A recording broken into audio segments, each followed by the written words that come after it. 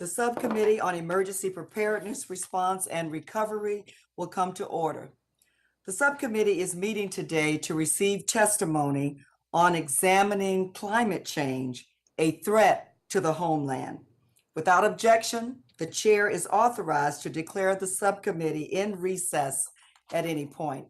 I'd like to say good afternoon to all of you, and thank you so much for joining us today, to our witnesses as well as our amazing members. We are here today to discuss climate change and our nation's response. Climate change is a major threat to our country. The U.S. Department of Homeland Security's mission is to, and I quote, secure the nation from the many threats we face, unquote.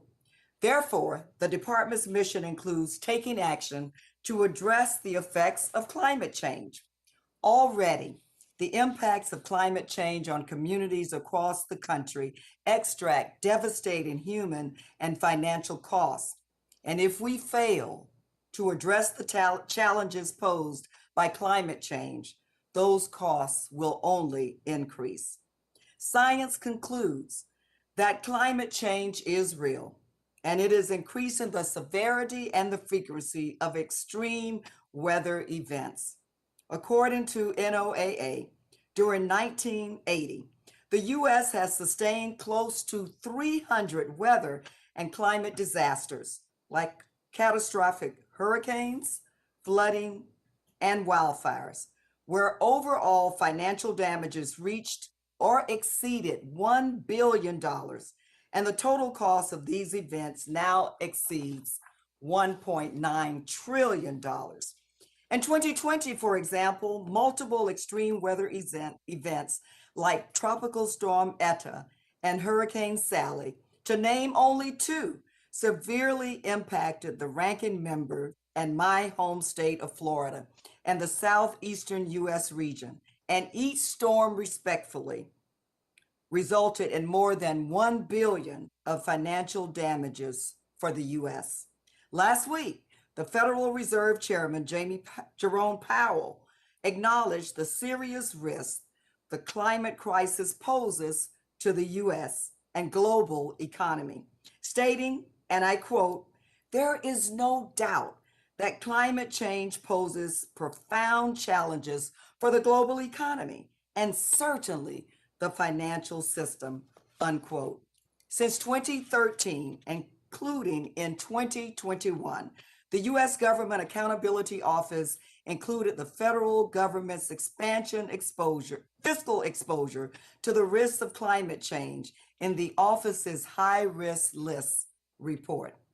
To save lives and to lower the federal government's fiscal exposure to climate change, GAO stated, and I quote, "The federal government needs a cohesive, strategic approach with strong leadership and the authority to manage risks across the entire range of related federal activities," unquote. Reports released by both the U.S. Department of Homeland Security and the U.S. Department of Defense categorize climate change as an urgent, growing threat based on its ability to cripple critical infrastructure, deplete military resources, and fuel terrorism.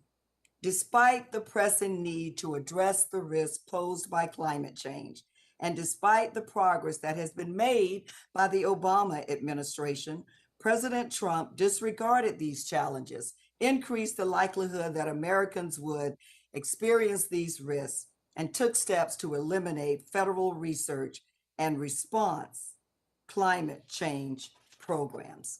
In contrast, through multiple executive orders on the climate crisis and by providing $1 billion to communities through FEMA's pre-disaster building resilience infrastructure and communities program, and through the Biden administration's plan to invest in resilient critical infrastructure through the American Jobs Plan and the administration's budget proposal, President Biden continues to take swift and bold action to restore America's leadership on climate issues and confront the risks posed by climate change. In preparing for and responding to the effects of climate change, DHS, FEMA and the broader federal government must include conscious planning for racial and socioeconomic disparities. And that is why the Biden administration is taking action on environmental justice issues through the creation of the White House Environmental Justice Advisory Council and other initiatives.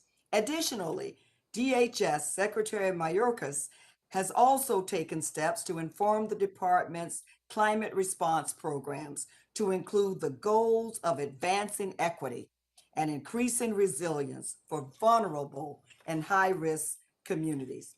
Responding to climate change will take a unified effort among federal, state, local, tribal, and territorial governments and private sector partners and President Biden's leadership, along with the sustained focus by members of this subcommittee, are essential to that effort. It is with sincere gratitude that I again welcome our witnesses here today. Thank you all for agreeing to share your insight with this subcommittee and with the public. We look forward to hearing your testimony. It is now my pleasure to recognize the ranking member of this subcommittee, the gentlewoman from Florida, Ms. Kamek, for an opening statement. Thank you, Madam Chairwoman. I hope y'all can hear me. Can you hear me okay? Yes. Okay, awesome. It's a little difficult when we're all out in the field. You never know exactly what kind of broadband connection you're going to get, so I appreciate that. Thank you, Chairwoman Demings. 2020 saw one of the worst fire seasons in history, burning millions of acres along the West Coast. And in February of 2021, ice storms in Texas left millions without power or safe water to drink. In March of this year, a tornado outbreak caused widespread damage to several southern states. And in our home state of Florida, as the chairwoman and I are both proud to call Florida home, we are certainly no stranger to intense weather events. Just last year, Hurricane Sally flooded Florida's Panhandle, dropping 4 inches of rain in just 4 hours. And in 2018, Hurricane Michael, well, we all know that it devastated Florida's Gulf Coast and was the first Category 5 hurricane to make landfall in mainland U.S. since 1992. Now, as we move through the second week of Atlantic hurricane season, it is important to remember that while we cannot control the weather, we can take steps to prepare. And it's pre-disaster mitigation efforts by individuals and policymakers, first responders, and emergency preparedness professionals that ensure that no geographic region of our country is left unsupported. Mitigation activities such as strengthening and upgrading existing infrastructure from all hazards, raising structures in identified flood zones, buying flood insurance to protect personal property, installing hurricane shutters and other protective measures, as well as clearing dead vegetation to reduce the risk of wildfire, all have the potential to limit the negative effects of natural disasters. FEMA's Hazard Mitigation Grant Program has helped communities implement hazard mitigation measures following a presidential major disaster declaration to reduce the risk of loss of life and property from future disasters. Now, Florida's 2018 State Hazard Mitigation Plan highlights 4 main goals with corresponding objectives to include implementation of an effective, comprehensive statewide hazard mitigation plan, supporting local and regional mitigation strategies, increasing public and private sector awareness and support for hazard mitigation in Florida, and support mitigation initiatives and policies that support the state's cultural, economic, and natural resources. These goals have been realized through recent mitigation projects. For example, the Hallandale Beach Drainage Project was recently completed using Hazard Mitigation Grant Program funds to address drainage issues that cause flooding throughout the city during storms. A new drainage project was also completed in Oakland Park using those same grant funds. Now, despite high tidal surges and high canal levels from Hurricane Irma in September of 2017, no floodwaters entered homes in Oakland Park communities that were served by this new system. Not only do mitigation activities aim to reduce injuries, deaths, and property damage, but they also limit the potential for damage to the economic sector. A December 2019 report by the National Institute of Building Sciences found that by designing buildings to meet the 2018 building code standards, the national mitigation benefit cost ratio is $11 for every $1 invested. The report also found that the impacts of 23 years of federal mitigation grants provided by FEMA, the Economic Development Administration, and HUD result in a national benefit of $6 for every $1 invested. Our approach to mitigation needs to shift from a pre-disaster mindset so that we are anticipating the need and not responding after the fact and after the damage has been done. I am encouraged by recent changes to pre-disaster mitigation funding, including the introduction of the Building Resilient Infrastructure and Communities Grant Program. BRIC makes additional federal funds available to states, U.S. territories, Indian tribal governments, and local communities for pre-disaster mitigation activities. Now, as we've hardened and continue to harden our defenses against a potential terrorist attack, we must also be prepared for the devastating effects of a severe weather event.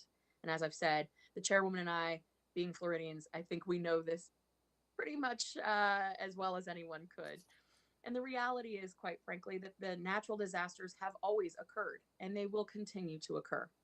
We should use every single disaster as an opportunity to learn and improve our mitigation capabilities and strategies to decrease the loss of life and damage to our homes and infrastructure and to lessen the economic strain that these disasters present.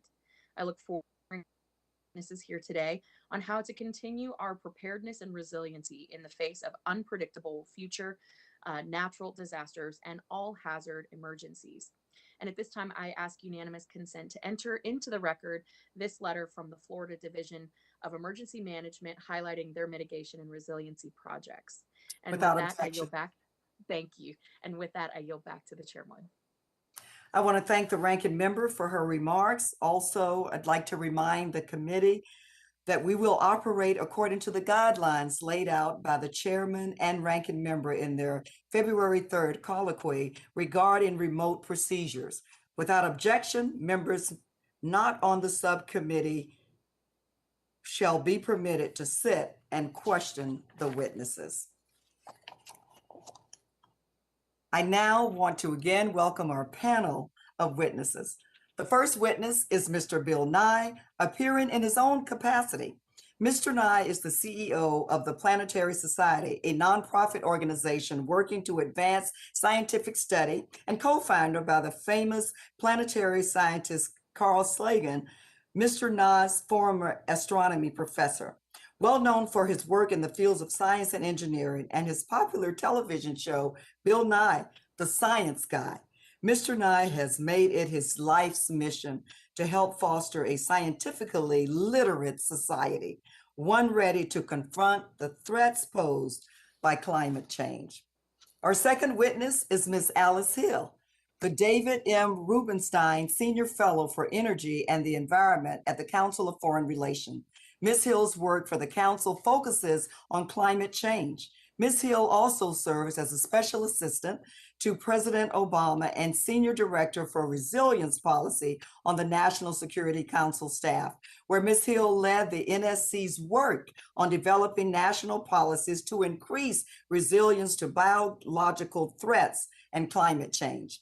Ms. Hill's public service also includes service within DHS as senior counselor to the secretary in 2009. During her time there, Ms. Hill led the department of DHS's first ever climate adaptation plan and the formulation of strategic plans regarding catastrophic biological and chemical threats, including pandemics. Our third witness is the Virginia State Coordinator for Emergency Management, Mr. Curtis Brown. Mr. Brown is the first African American to serve in that role. Mr. Brown is also the co-founder of the Institute of Diversity and Inclusion in Emergency Management. As a state official, Mr. Brown has played a key role in the state's climate change response efforts and has worked to ensure Virginians, including those in the vulnerable and high-risk communities, have access to resources, information, and support. Mr. Brown has also served as Deputy Secretary of Public Safety and Homeland Security, Regional Emergency Manager Administrator for the Hampton Roads Planning District Commission, and was also a professional staff member on the U.S. House of Representatives Committee on Homeland Security. Mr. Brown, welcome back. Thank you so much for being with us.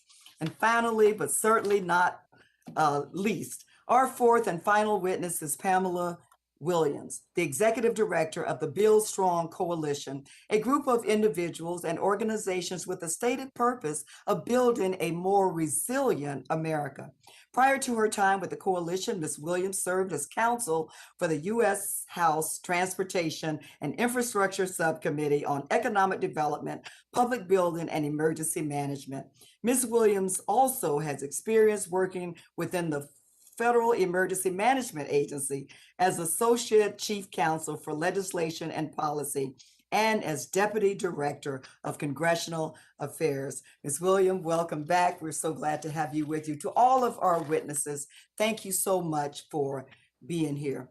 Without objection, the witnesses' full statements will be inserted in the record. I now ask each witness to summarize their statement for 5 minutes, beginning with Mr. Bill Nye.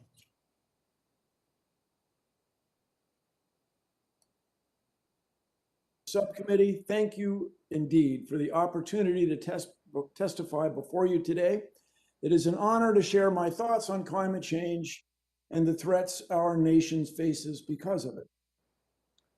My name is Bill Nye, as you may infer. These days, I'm a science educator and a television presenter. I may be known to you and your families as the Science Guy. I began my career as a mechanical engineer working at Boeing. My professional license is still in Washington State. I worked on aviation's FEMA acronym, Failure Effects and Modes Analysis. I was paid to solve physics problems and figure out what could go wrong on a 747 airplane. I learned a great many things. First, a modern jetliner is an amazingly reliable, extraordinarily safe machine, largely because it is subject to good regulations. Second, commercial airplanes only get into trouble when they take off with something that's already broken. A system the crew thought was working isn't working, then several things go wrong at once. And when it comes to climate change, the analogy to things already broken, along with multiple problems developing at the same time, is compelling. Suppose Russian hackers had attacked the Colonial Pipeline while a hurricane was coming ashore at Gulfport, Mobile, or Gainesville. Recently, the entire state of Texas, as was mentioned earlier, was shut down because of a snap of cold weather. It was the product of years of insufficient failure effects and modes analysis. It killed almost 200 people. Along with the heartache, the cost is estimated at $130 billion. These miserable outcomes could have been avoided for a fraction of what we'll all end up paying. The pipeline hack was a mean-spirited thing and a lot of trouble. The mess in Texas was a disaster. But the next time, or the next times, may be much, much worse. Back in 1977, as you may have heard, I took a course from Professor Carl Sagan. It eventually led to my day job as CEO of the Planetary Society. And Dr. Sagan often spoke of what he called comparative planetology. By comparing Earth's atmosphere with those of Mars and Venus, scientists came to understand the importance of carbon dioxide and the greenhouse effect. You may have heard. Researchers at Exxon understood this too and wrote about the potential for disasters back in that same 1977. But we've done almost nothing about it. Greenhouse gases are inducing climate change here on Earth, and it's happening now on larger and larger scales.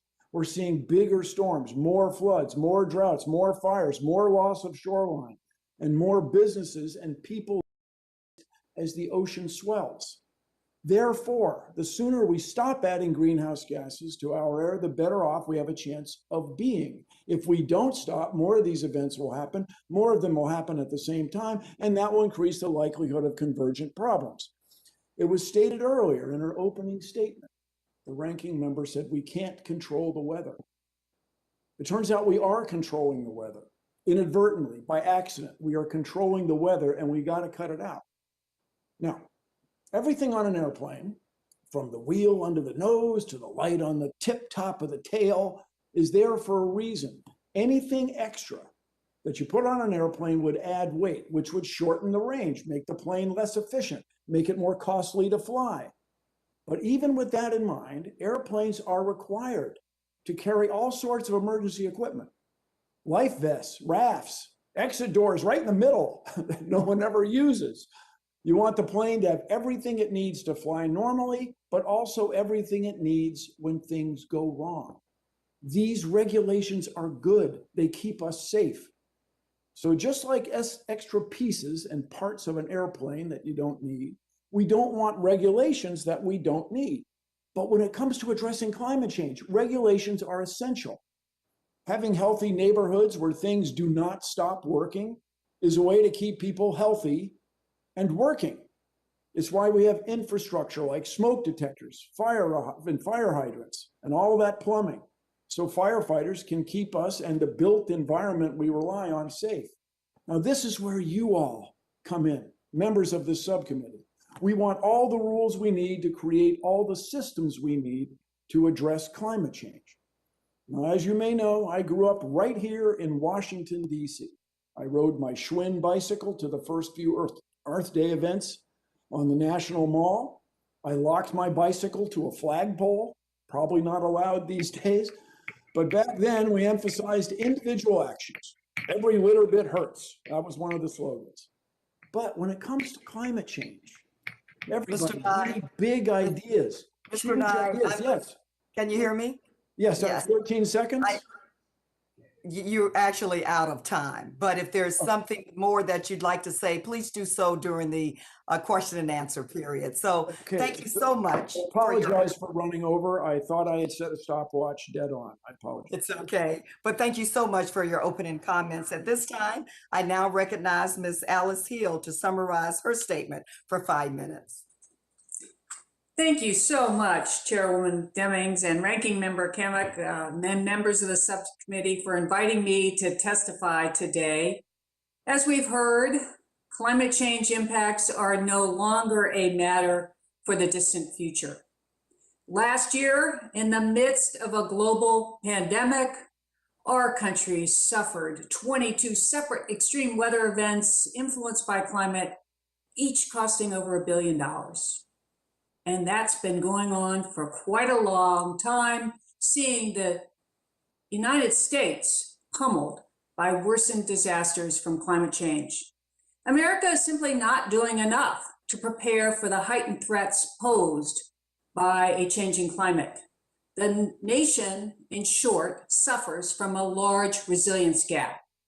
That gap needs to be closed to safeguard Homeland Security. Development of a national resilience strategy is essential, as you've noted, Chairwoman.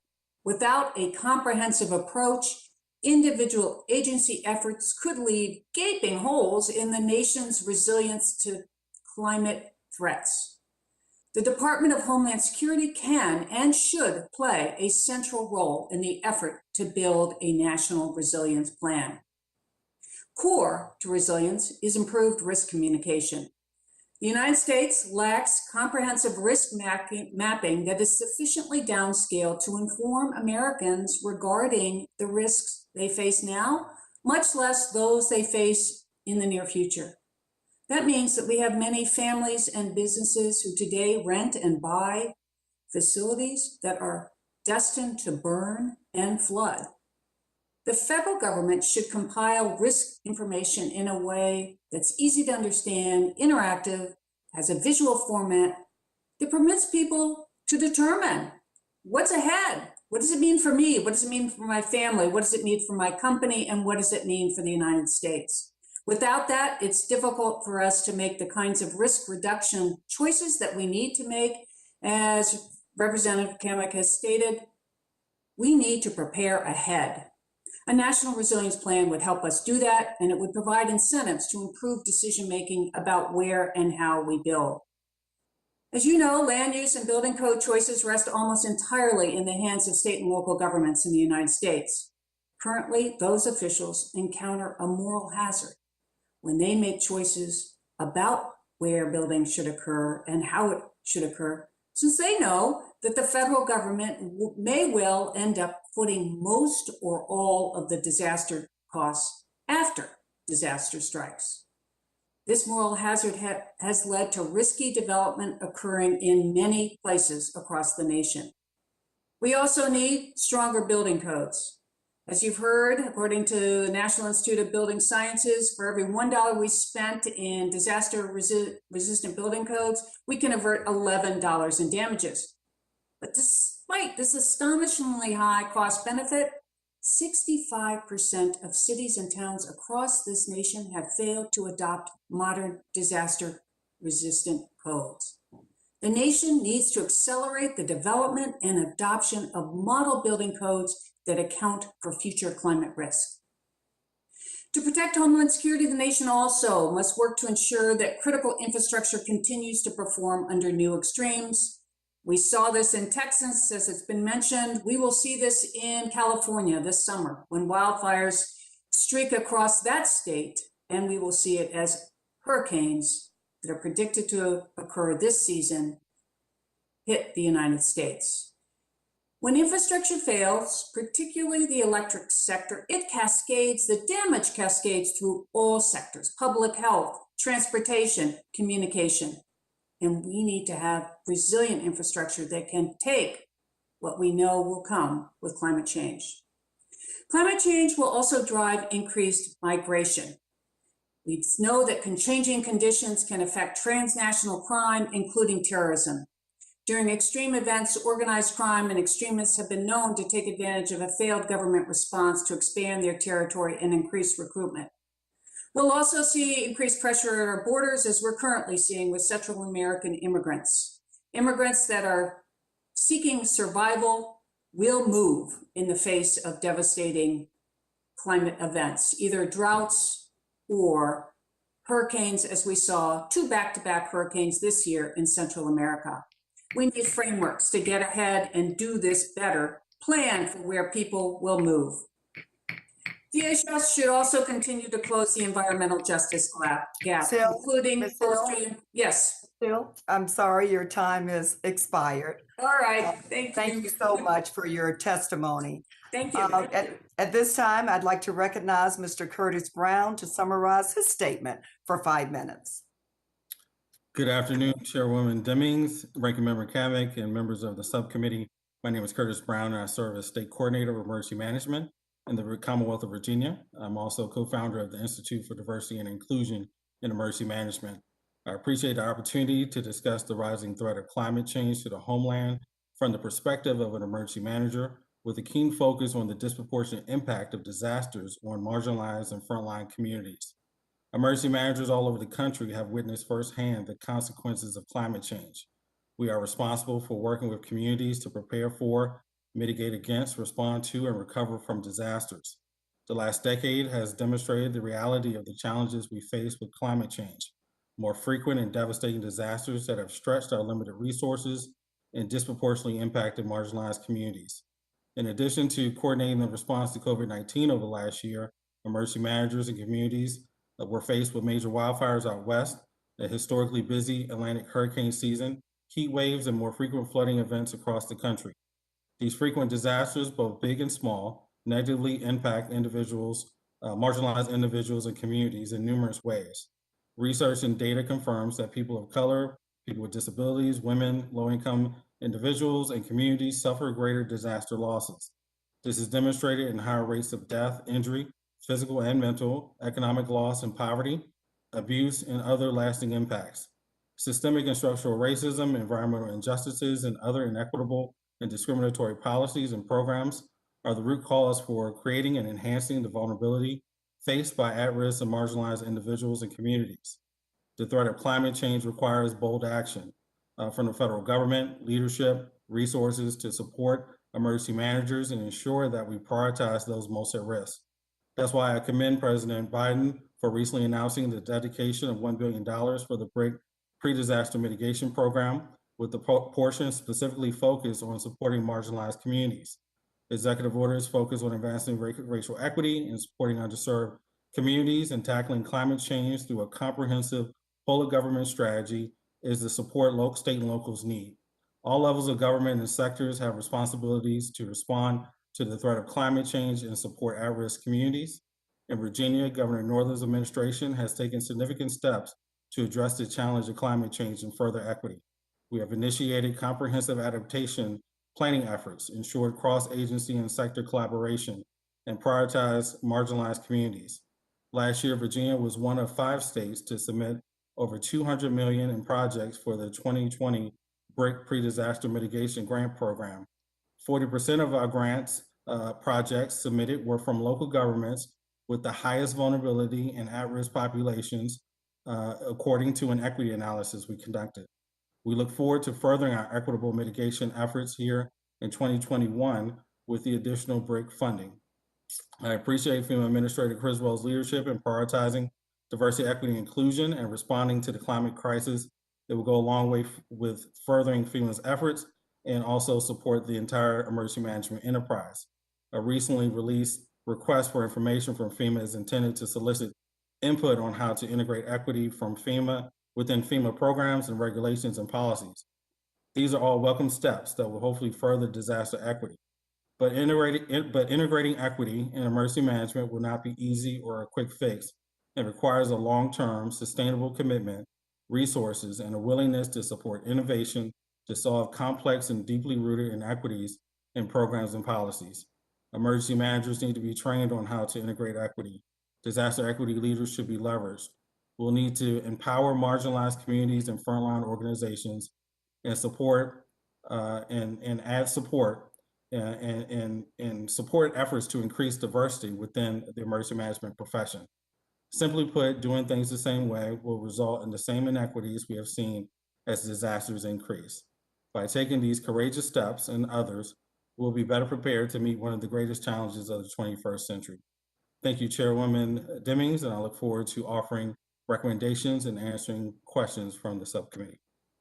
Thank you so much, Mr. Brown, for your testimony. At this time, the chair now recognizes Pamela Williams to summarize your statement for 5 minutes. Thank you, Chairwoman Demings and Ranking Member Kamick and the distinguished members of this committee. It is an honor for me to join you today to discuss disaster mitigation and how it intersects with climate adaptation and homeland security. And this conversation must serve as a core component of the national conversation of resilient infrastructure and communities. The Build Strong Coalition was actually formed a decade ago and is made up of an extremely diverse group dedicated to building a more resilient nation.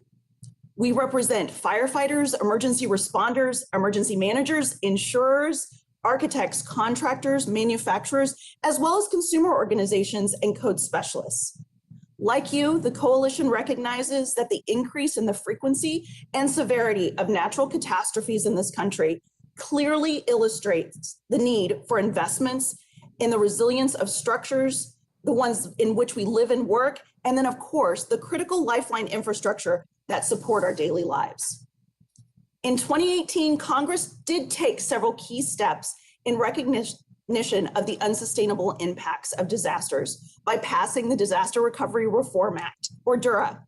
The true game changer, as we've discussed, it was the creation of an additional set aside of 6% in spending for the purpose of funding greater investments in mitigation before a disaster occurs. FEMA has taken that authority and last year launched the BRIC program.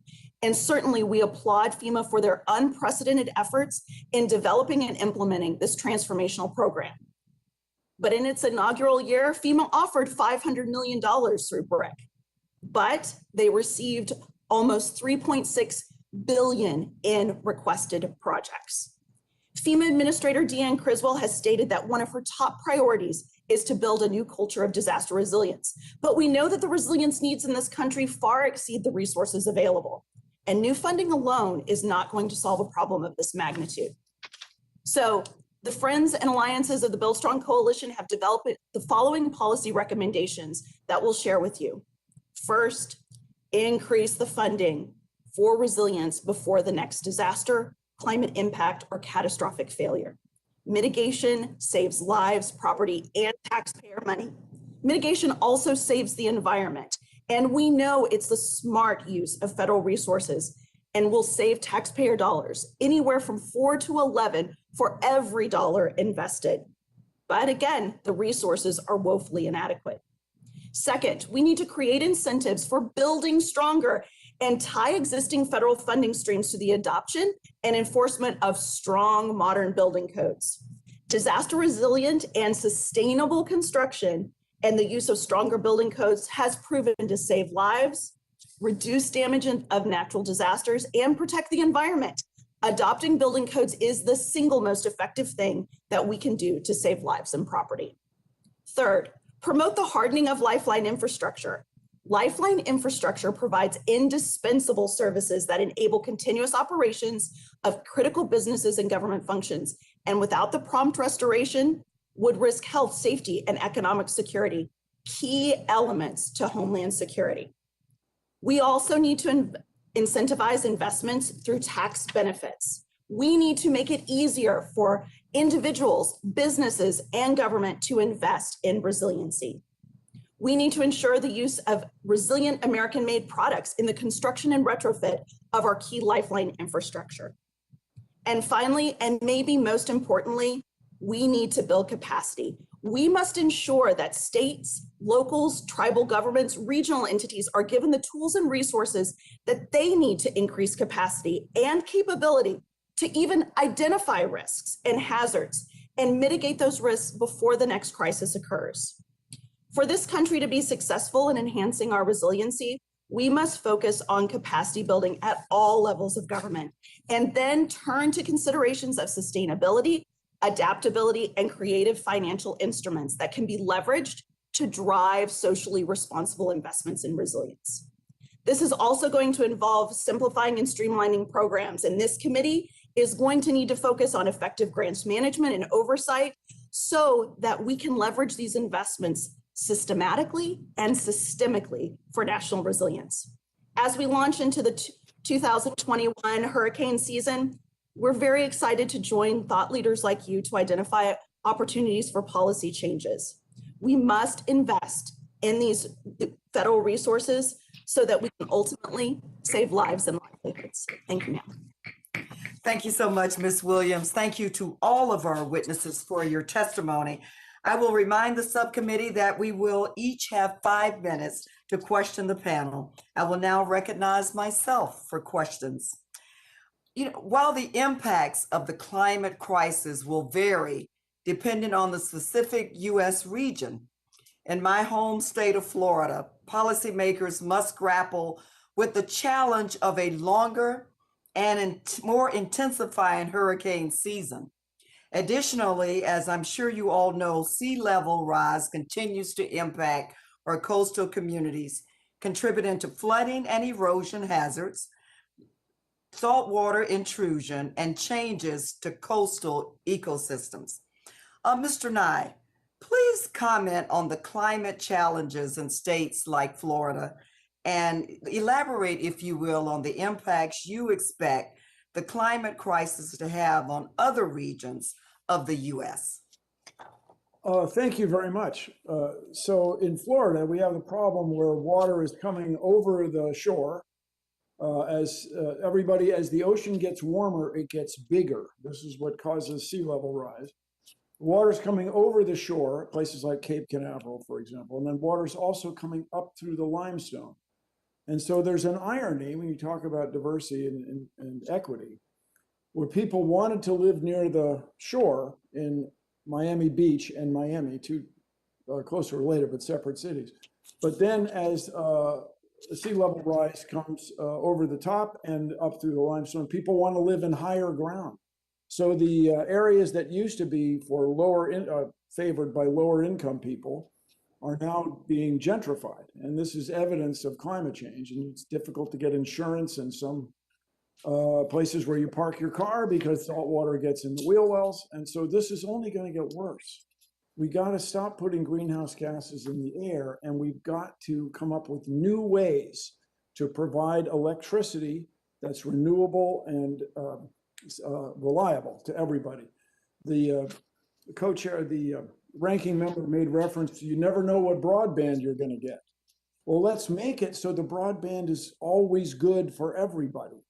When neighborhoods are healthy for working, then people work more and stay healthier. But we need big changes, everybody. And I just reflect all the time on my parents who were both in World War II. My father was a prisoner of war for almost 4 years. My mother was one of the code girls working to decrypt German submarine radio traffic. Everybody in the country was involved in solving this global problem. Everybody was on it. So in many ways, Mr. I'm Knight, that excited is about the such, future. you know what I love so much about what you just said though. Everybody cared about it. This was not a Republican issue, a Democratic issue.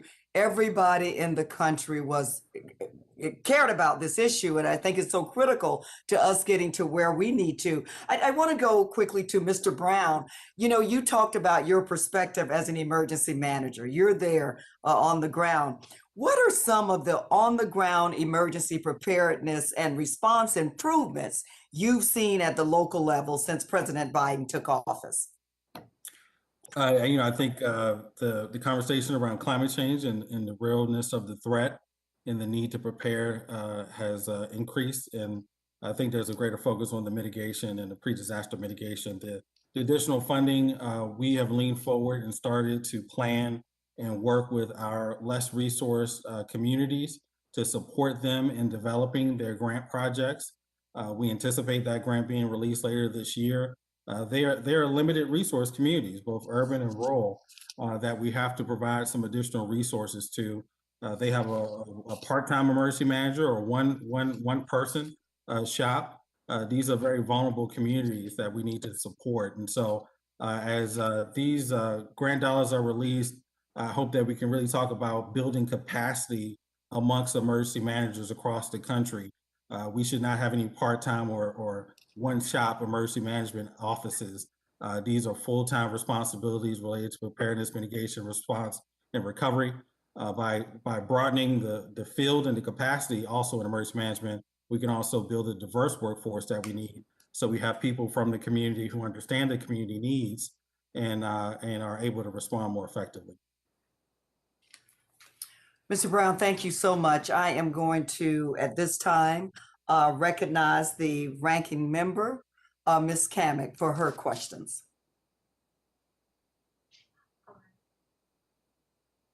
Thank you, Chairwoman Demings, and thank you again to all of our witnesses here today and to our colleagues who have joined us.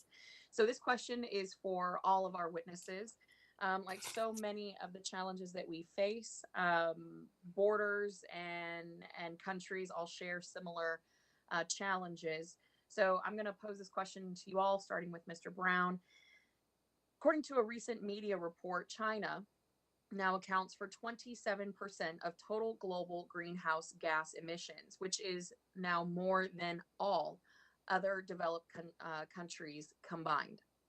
Now, to me, this just seems like one more reason to add to the list of why China poses an increasing threat to our homeland security. And I am concerned when it comes to climate change issues that Beijing will benefit the most if we hamper American innovation via new regulations and efforts to stifle innovation.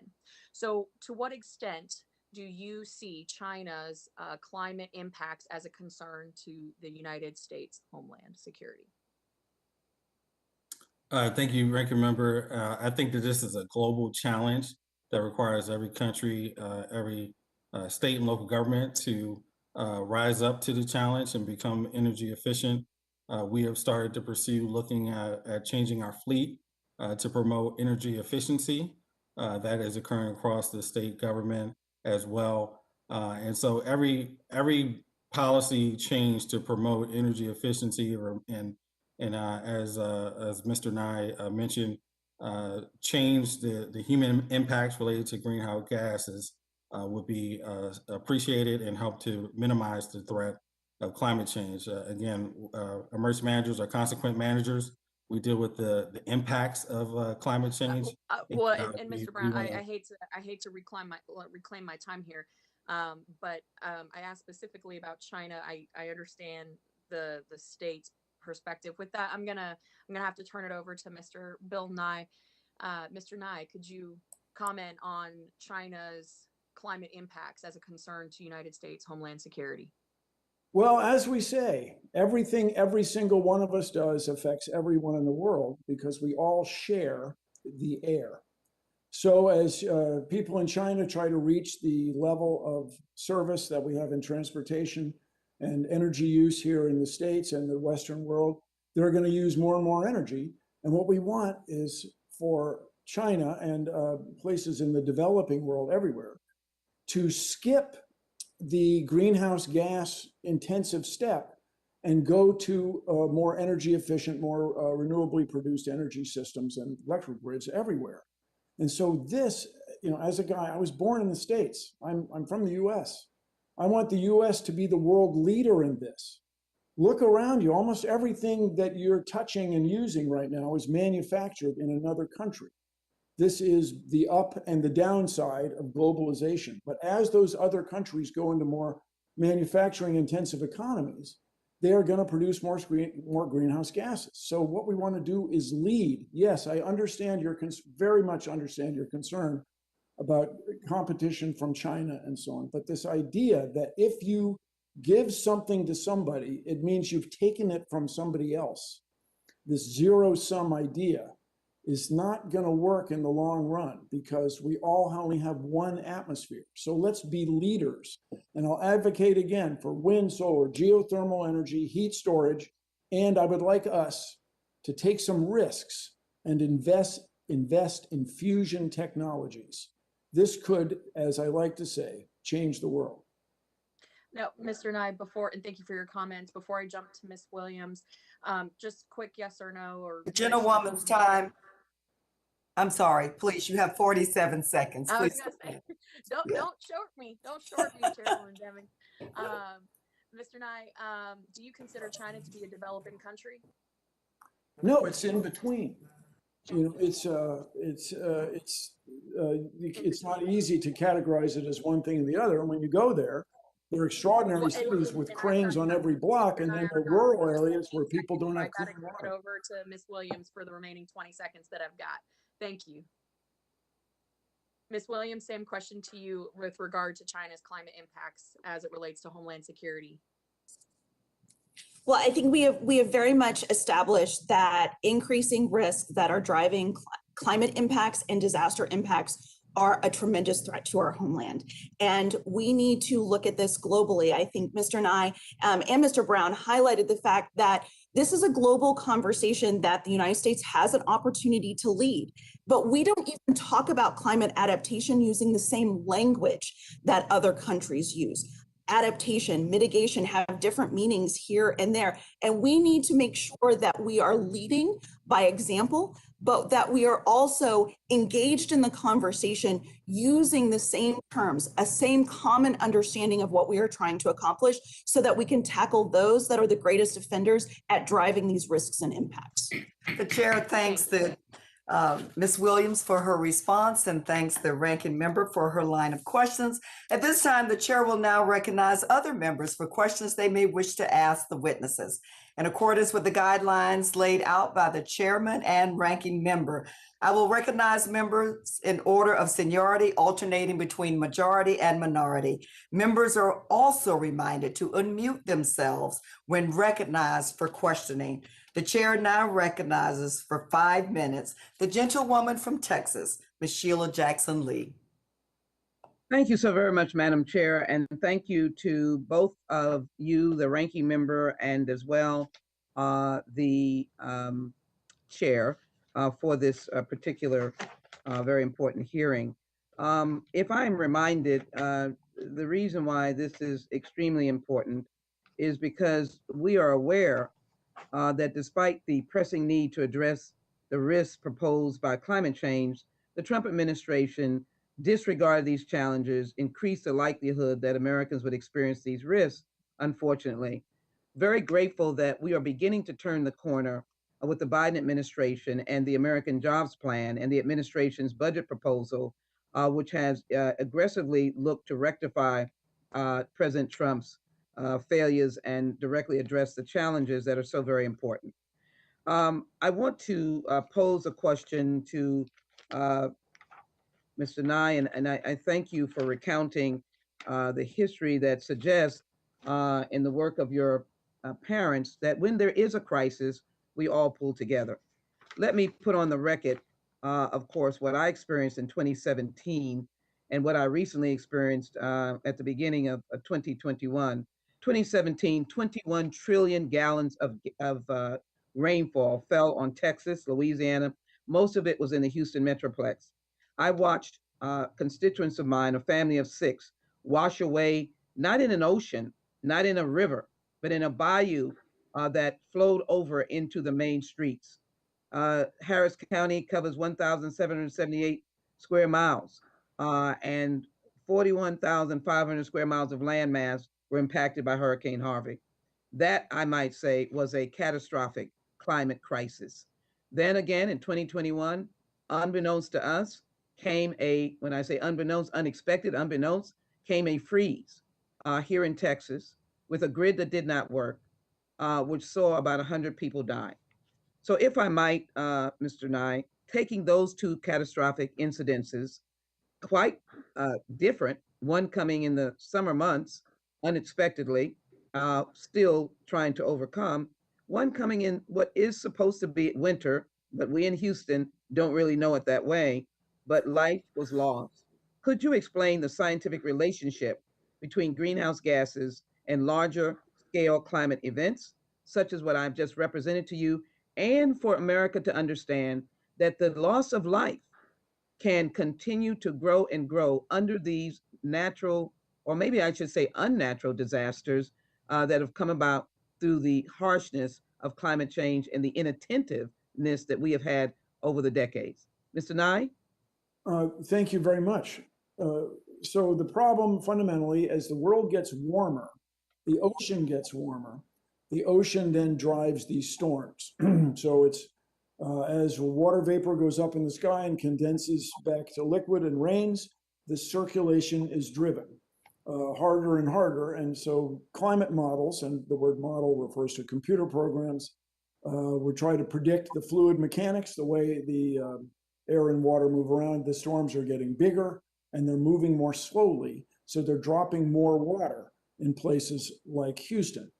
Then the other subtle problem, or once was subtle problem, is the jet stream, the circulation in the Northern Hemisphere, gets pushed up and down as the world's climate becomes less stable, as these storms move around. And that caused this cold snap in Texas. And then, you know, I used to work in the oil field, and I have a sense of the prideful nature of Texans. I understand you had your own electrical grid, but it wasn't well enough secured against the weather. Absolutely. Sort of straightforward things were not done for years through, what my understanding, through free market ideas that this stuff would take care of itself, that any electrical grid any electrical supplier would of course invest in the necessary things to make sure things were safe. But apparently that is not what happened, and it was a catastrophe. This is what I talk all the time. We need all the regulations we need, but no more, but we do need regulations. Can I quickly go to Mr. Brown for just a second? Thank you very much, Mr. Nye. When these disasters occur, you are the state coordinator, emergency management services. I imagine you deal with a lot of first responders, police, EMS, firefighters. Can you explain how, when these disasters occur, you put real human beings in the line of danger as they have to rescue persons, provide the first line of defense for saving people? Could you just give that information? The gentlewoman's time has expired, but the witness may answer the question. Thank you. Thank you, Madam Chair. I apologize. I cannot see that clock, but I thank you for your courtesy. Thank you so very much. Mr. Brown? Thanks, Congresswoman. Thanks, Chairwoman. Yes, we help to coordinate all of our first responders who put their lives on the line when it comes to search and rescue, swift water rescue for the flooding events. They are right there to support our communities. And again, the capacity has been stretched using the grants that have been provided for the federal government. more is needed because of the higher frequency of these disasters, and they're occurring back to back, even overlapping. As I mentioned, as we are responding to COVID-19, we're still responding to all of these other events as well. Thank you so very much. I yield. Thank you. The gentlewoman's time has expired. The chair now recognizes the gentlewoman from Iowa, Ms. Miller-Meeks, for 5 minutes. I believe you're on mute. There. No, okay, yeah, one more time.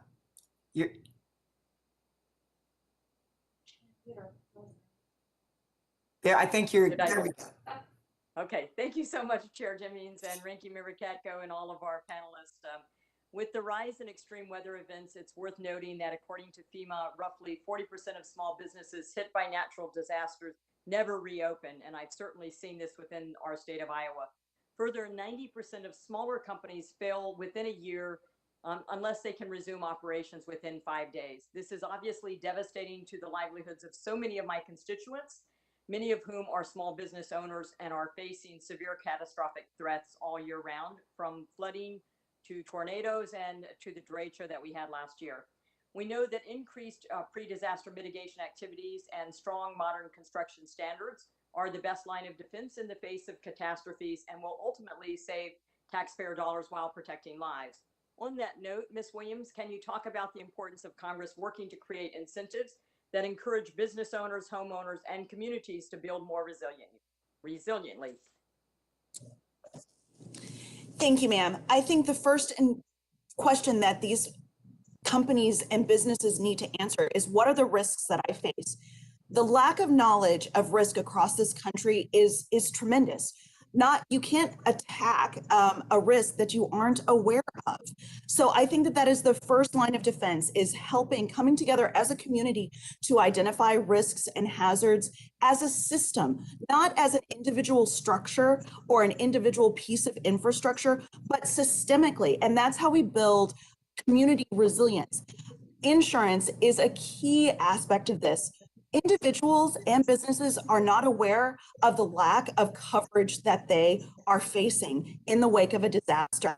And the federal government is not going to provide the resources to make them whole. So we spend a tremendous amount of time trying to educate people on how to cover their risks in a very meaningful way. But as you noted, the most important thing that people can do is identify that risk, draw down that risk through investments in pre-disaster mitigation, and we'll change the trajectory of the risk profile across this country.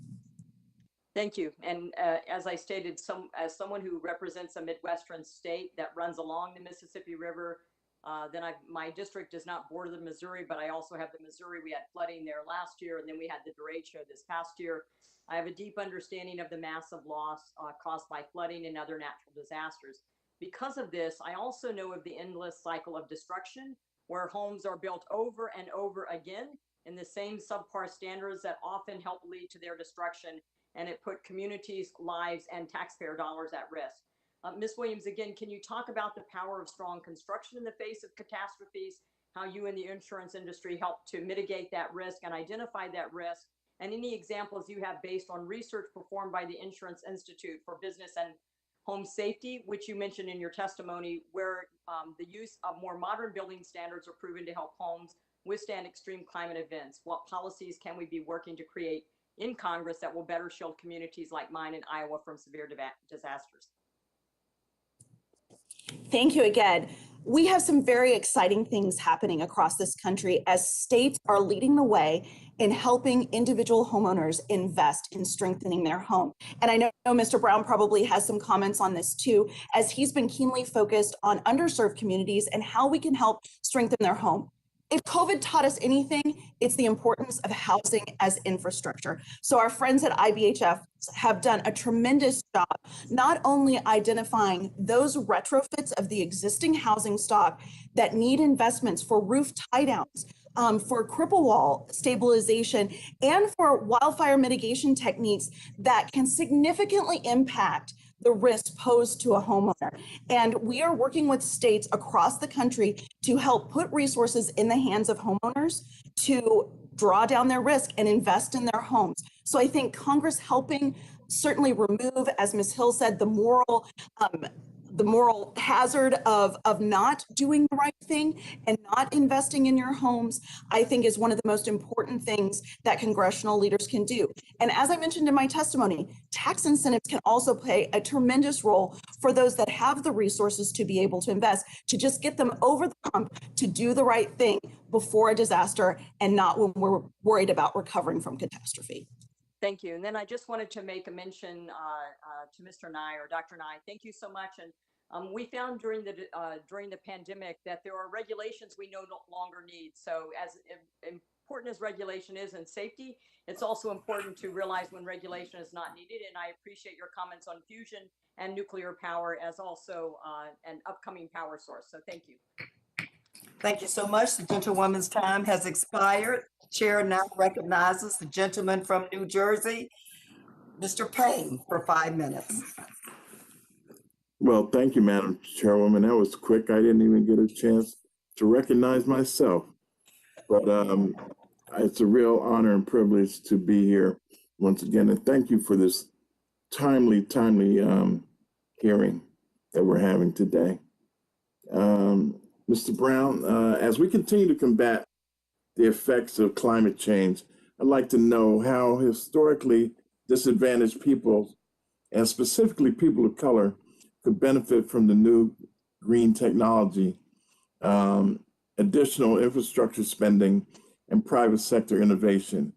What are the steps that the federal government can take to deliver equitable relief to disadvantaged communities as we respond to climate crisis and extreme weather events? Thank you, Congressman. I really think we need to be intentional in terms of getting resources to the communities that we know are on the front line of these disaster impacts. We have a lot of great innovative tools. We have data, we have census information, and we have the lived experiences of the communities and marginalized communities. Now we need to connect the dots and make sure that the resources, the BRIC program priority on marginalized communities actually get to these communities to reduce the impacts of climate change. We know that these communities are more at risk because of systemic and structural issues from the racism and discrimination from the past, such as redlining. There's a good study that was done from some Virginia professors that looked at the heat impacts within housing projects because of redlining. We need to be able to promote natural mitigation efforts and directly target those communities. And that's what we've done here in Virginia, prioritizing the communities that need the resources the most. Thank you. You know, it's clear we've seen that situation before us. We can remember the faces of Katrina and what most of those folks looked like that were stuck in that terrible situation. Let's see, Mr. Nye and Ms. Hill, vulnerable communities that were severely impacted by coronavirus remain vulnerable to other types of hazards, such as those brought on by climate crisis. Would you please share a few ways in which federal government can help poor and disadvantaged communities minimize those risks? Ms. Hill, and then Mr. Nye. Thank you. The federal government has a critical role to play in assisting disadvantaged communities. And one of the key ways is, let's look at first the emergency response. We need to have better early warning systems in the United States. We could have 2 adjoining communities that have a very confusing system, and that would affect the ability of people to seek shelter in advance of an event. We also know that, unfortunately, many Americans don't have ready cash to evacuate easily, quickly from their communities. This was front and center with Katrina. We need to make sure that we build plans so that Americans can seek shelter immediately and have ready cash. Perhaps just send them cash immediately so they're out of their homes and headed towards safety. We also need to look at the cost-benefit analysis of how we build infrastructure. our infrastructure tends to favor wealthier communities than it does those who may be in most need and for whom it is most meaningful to have protective infrastructure. So that's changing the cost-benefit analysis. Thank you. Thank you. Mr. Nye? Well, I understand this idea that you want better evacuation routes, better early warning, and so on, but what we need big ideas to protect everybody. For example, in redlined areas, apparently there are fewer trees. So if you want to stay cool in the summer, you actually have to spend more money on air conditioning. It's a subtle thing, but it's a real problem. What we want to do is to have access to good food, access to good schools, and access to good health care for everybody. And that means providing all three of those things, and especially the internet to everybody in every community. Because when you don't have access to the internet, you're not included in our economy. You're not included in opportunities for jobs or saving money on purchases. And so we want that for everybody. Clean water, renewable electricity, access to the internet for everybody, and that takes investment. And I'll just say again, this idea of being resilient is a fine idea, but just everyone in my side of this, be very cautious of that word because it has been used as a substitute for addressing the problem of putting too many greenhouse gases in the air. Thank you, and I yield back. The gentleman's time has expired. The chair now recognizes the gentleman from New York, Mr. Garabireno, for 5 minutes. Thank you very much, Madam Chairwoman. My first question is for Ms. Williams. Specifically, the Biden administration recently announced that $1 billion in funding would be made available in fiscal year 2021 for the Building Resilient Infrastructure and Communities Grant Program. In response to that announcement, you stated that the new resources in BRIC have made it even more imperative. We continue to work around the nation to prepare states and communities as they apply for funds.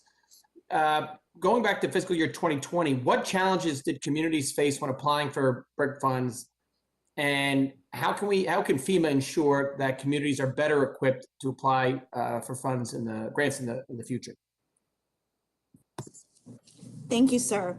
Certainly, we are continuing to learn lessons from the 2020 iteration of BRIC. Those announced awards probably will not go out until July or August from FEMA.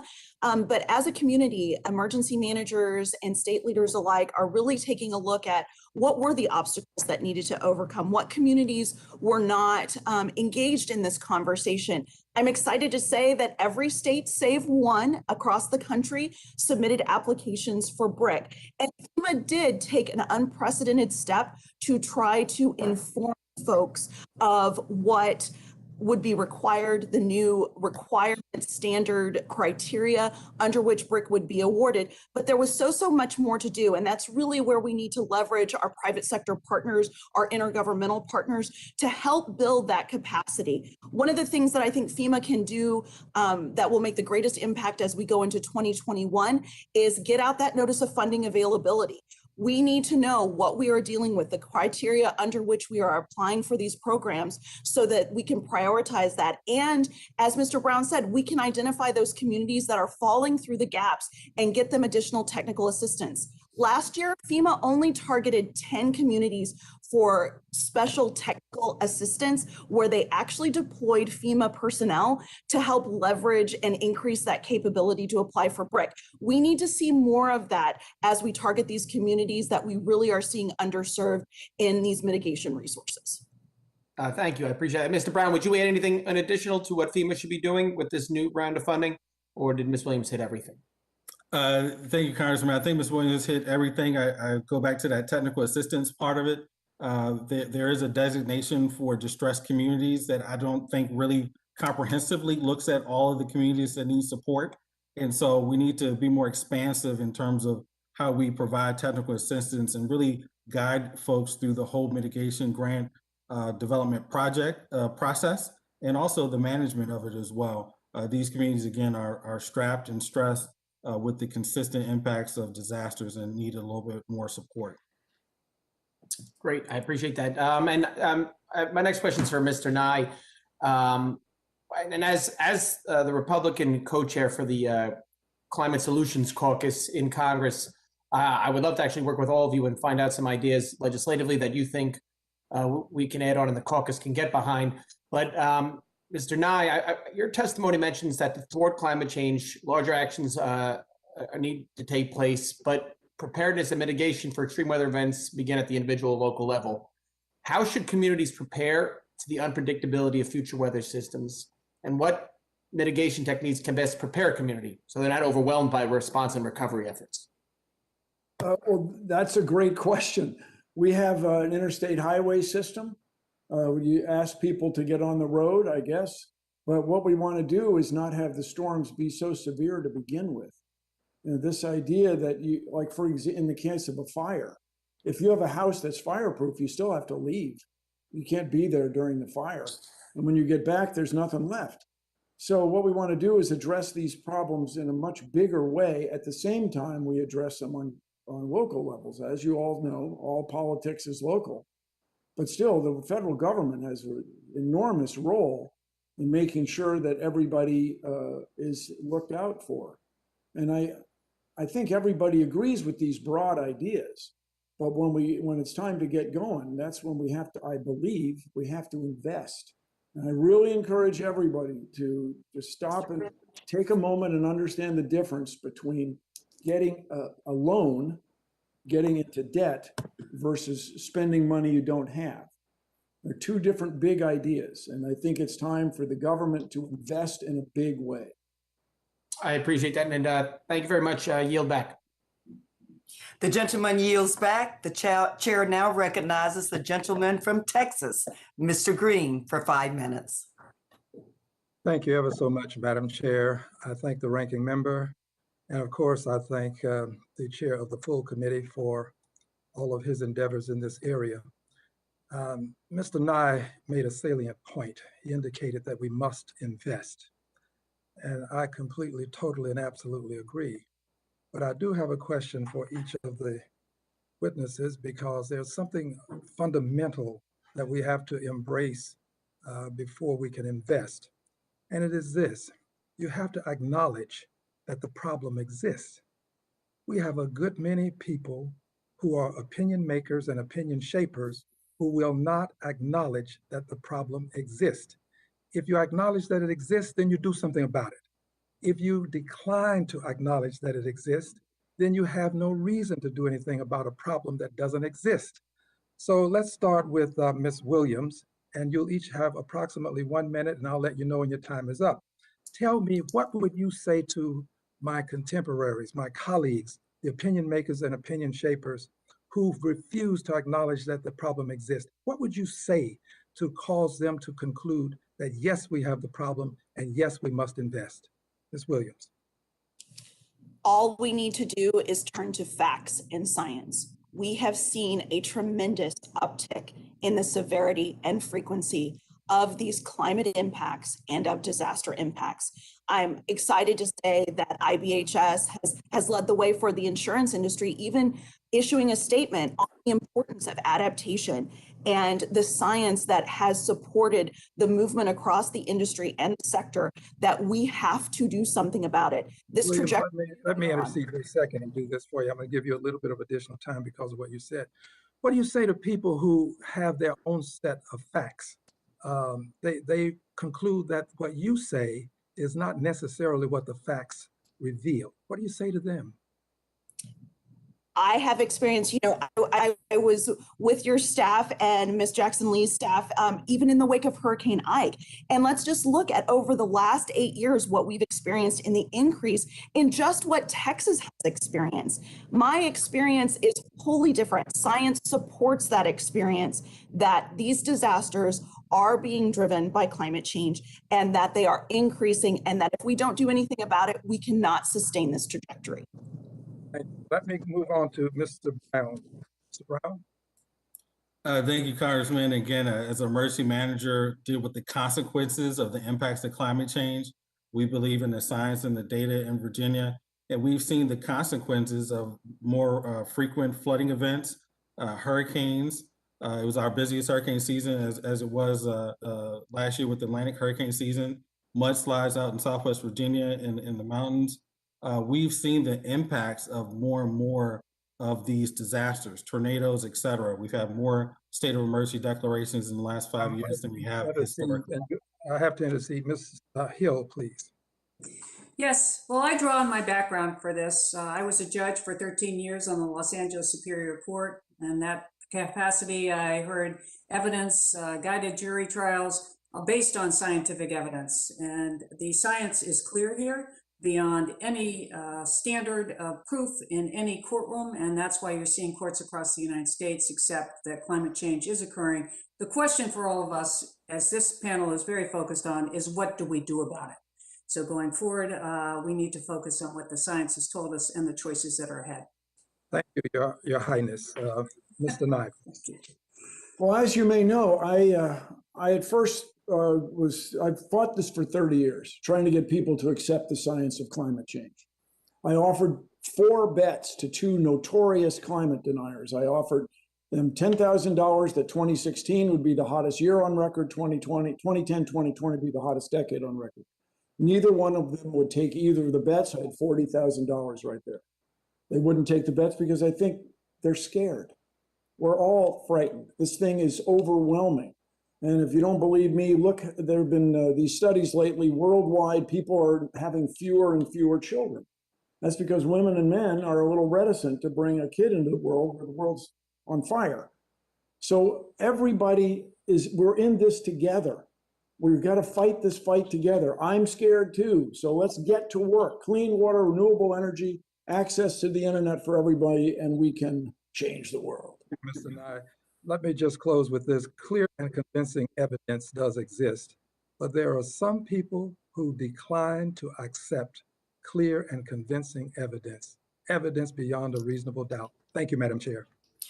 Thank you so much. The gentleman's time has expired. The chair now recognizes the gentlewoman from New Jersey, Ms. Watson Coleman, for 5 minutes.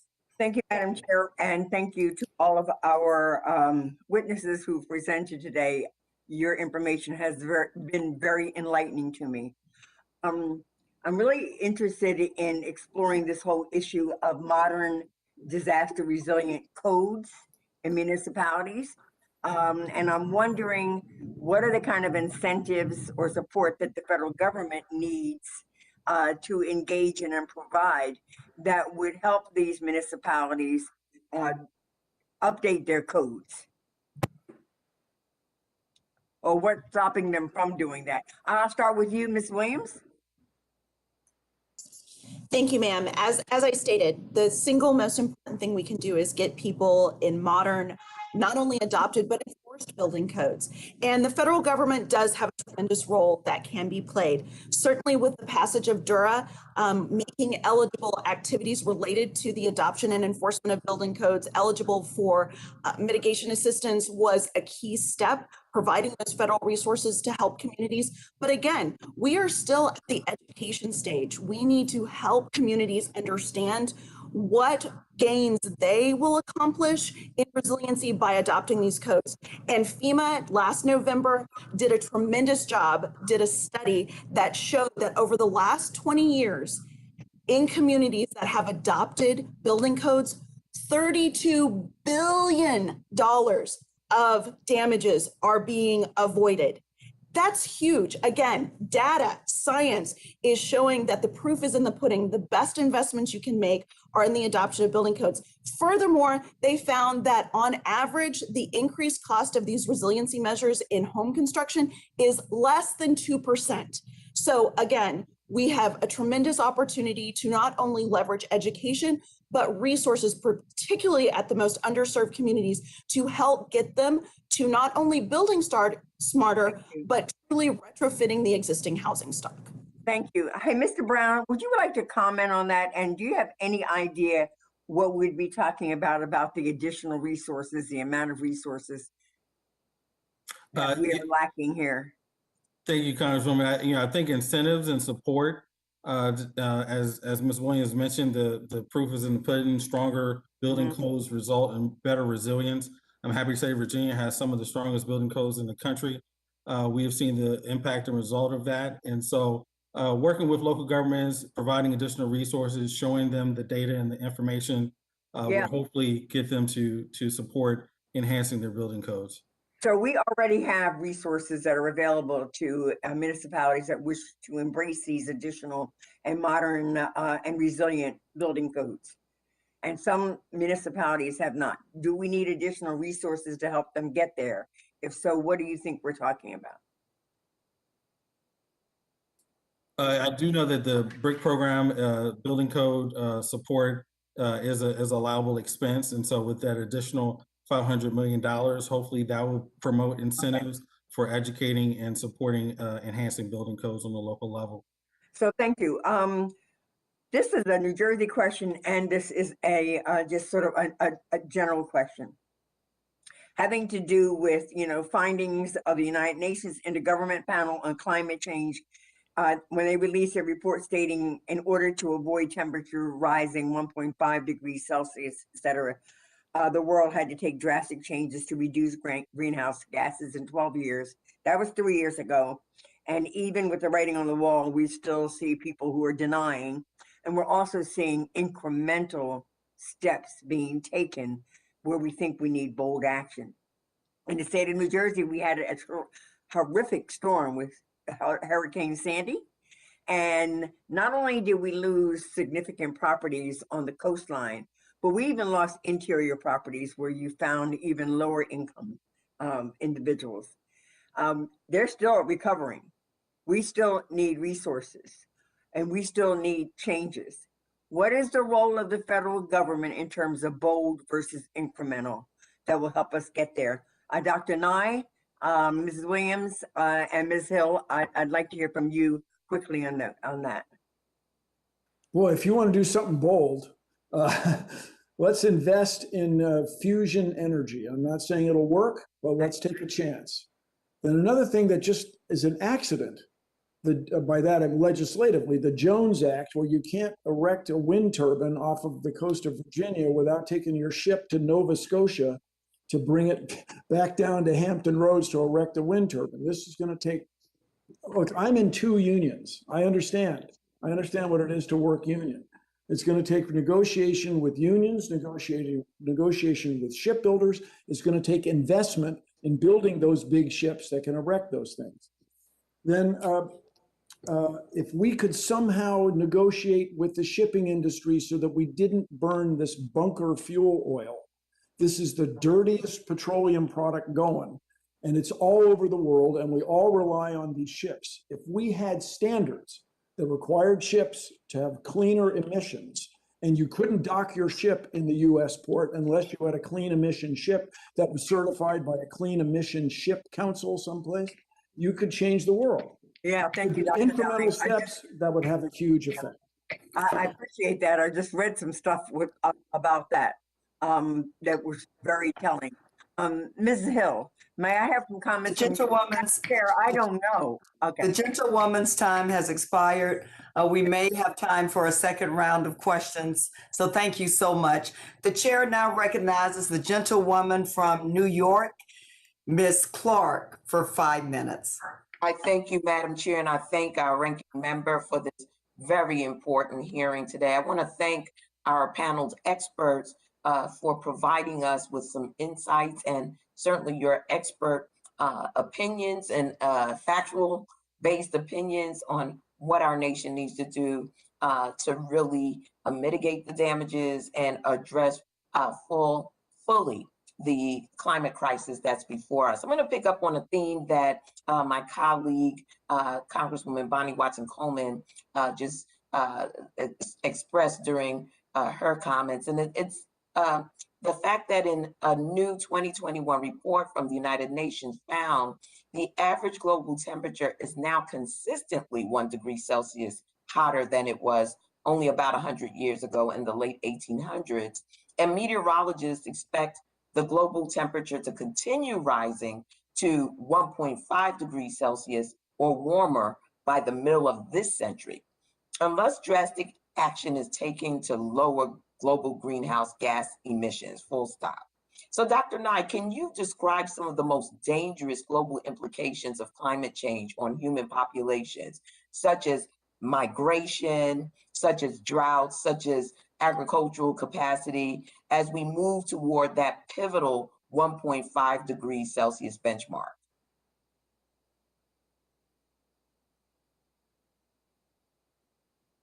Dr. Nye, I think you may be muted. Excuse me. The effects are potentially quite large, astonishingly large. If we get these 5 storms happening in around the world at the same time, which is some computer models suggest, we would have to invent a Category 6 hurricane. This would be devastating to coastal communities. People live there, especially people lower income, live in lower elevation neighborhoods. As the water pattern, rainfall patterns shift from west to east with the shifting jet stream, there'll be more fires out west, and there'll be less agriculture there. If you live in the Eastern time zone, as half of the United States and Canada do, a lot of your food comes from that agricultural area. If it's not possible to grow food there, and we continue to tap into the aquifer and drain the water, that ancient water that we rely on for our agriculture right now, we'll run out of food. I have colleagues at the University of Copenhagen who are very concerned about what happens in the heartland of North America, because that's where their food is grown.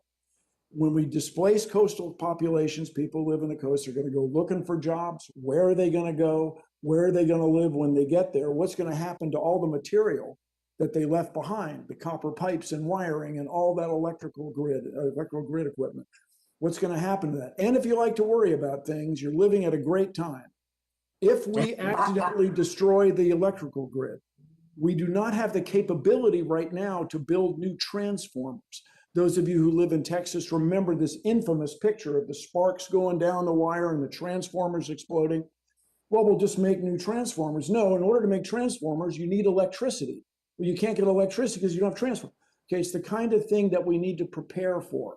These are huge problems. And the sooner we get started and the sooner we accept that we're all in it together, the sooner we're going to get it done.